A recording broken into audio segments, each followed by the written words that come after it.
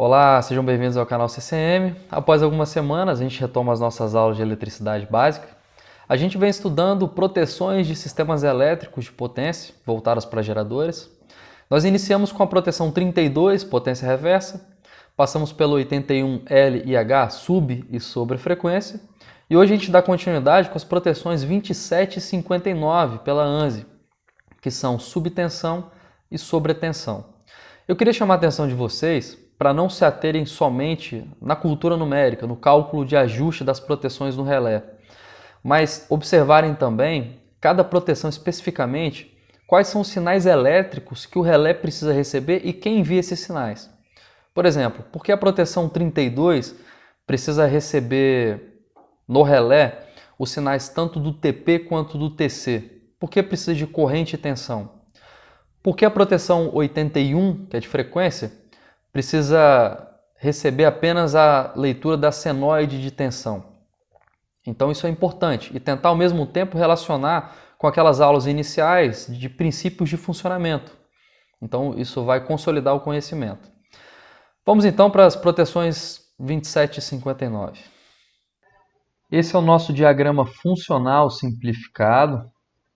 Aqui nessa caixa azul, a representação do relé Cell 700 GT e as funções de proteção que estão disponibilizadas pelo fabricante. Aqui ao lado, só como consulta, a tabela ANSI, em que você pode ler a descrição de cada proteção. E aqui, à sua esquerda, o diagrama unifilar. Repare que nós temos as proteções 27 e 59 recebendo sinal desse TP do transformador de potencial, logo a montante desse disjuntor. E também nós temos aqui, na parte inferior, um outro TP, também enviando o sinal de tensão para o mesmo relé, para essas duas proteções aqui, 27 e 59 também. Bom, por quê?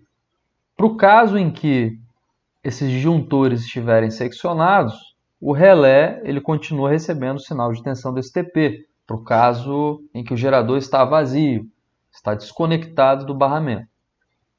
Agora a gente vai fazer o cálculo dessa proteção, que também é uma proteção simples, mas muito importante.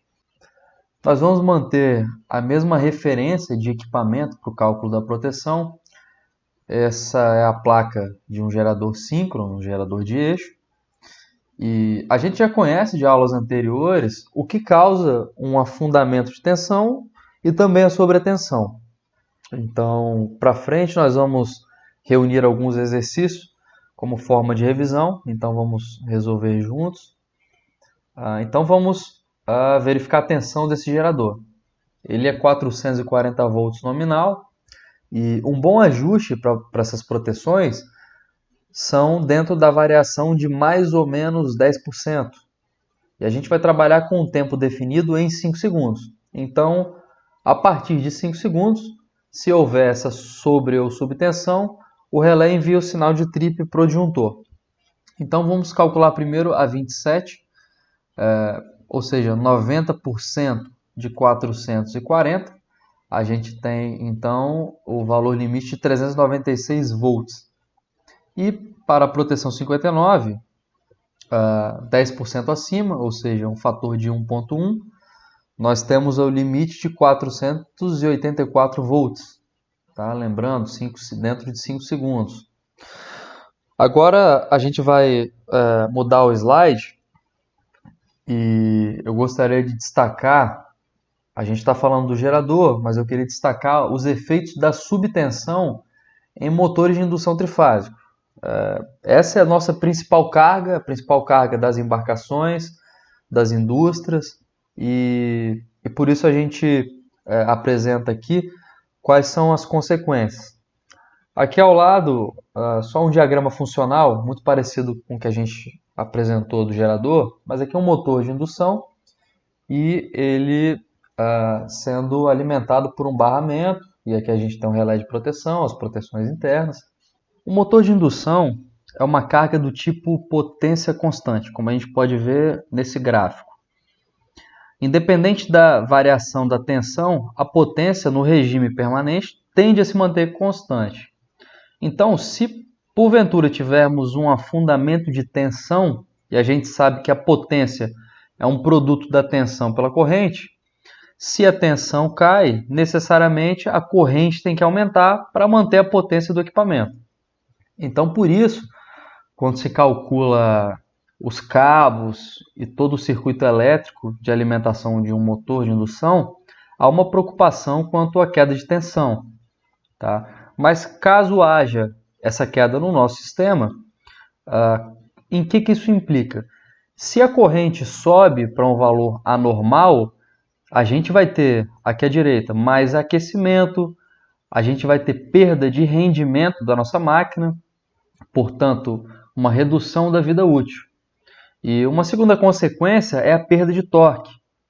O torque ele é proporcional ao quadrado da tensão, ou seja, se houver uma queda de 10% da tensão, o que acontece?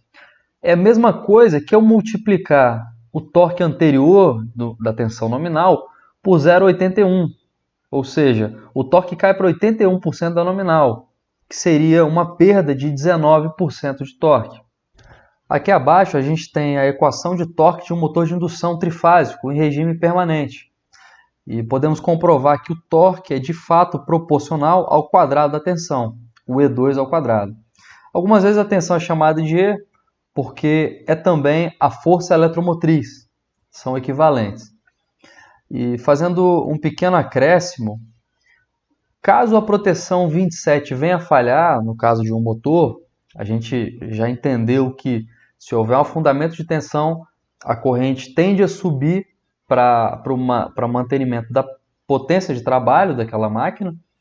Então, a proteção que nós vamos estudar adiante, a proteção 51 sobre corrente, ela deve atuar. Então, seria uma proteção de retaguarda num caso de falha da proteção de subtensão. Espero que tenham entendido. Dúvidas e comentários é só postarem abaixo do vídeo. Eu desejo boas águas a todos e até a próxima aula.